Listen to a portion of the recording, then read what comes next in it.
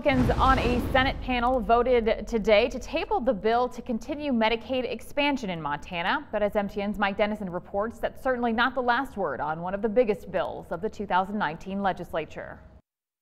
The Senate Public Health Committee listened to an hour of testimony on House Bill 658, with almost all of it in favor of Medicaid expansion. A doctor who cares for cancer patients spoke on a panel about a year ago, and he said, "I will always see these people, but now, thanks to Medicaid expansion, I'm seeing them when I can do good." The House last week approved the bill, which continues the $700 million a year program that provides health coverage to 96,000 low-income adults in the state. Yet, when it came time for the Senate committee to vote on the bill Friday, Republican Senator Jason Small of Busby quickly moved to table the measure, and all 5 of his fellow Republicans on the panel joined him, making it a 6-4 vote to kill House Bill 658. GOP committee members had peppered sponsor Ed Buttrey with tough questions during the hearing, including why the legislature should continue the program when a ballot measure to do the same was voted down in November. Can you help me or help the committee with some line of constitutional reasoning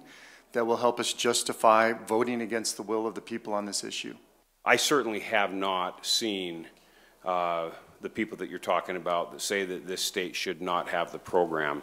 I don't know how better to answer that other than we have seen great support in recent polls for Medicaid expansion. But the committee vote doesn't mean the bill is dead. Later Friday, the full Senate transferred the bill to a friendlier committee, Financing Claims, where it will be heard on Monday. Senator Small also told MTN News that he supports the bill and intends to carry it when it comes to the Senate floor.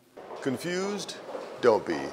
Despite the parliamentary moves Friday, there's little doubt this bill is coming to the Senate floor, where it should pass, and eventually arrive at Governor Bullock's desk for his signature.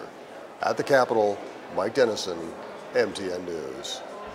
The federal government pays for 90% of the program's costs.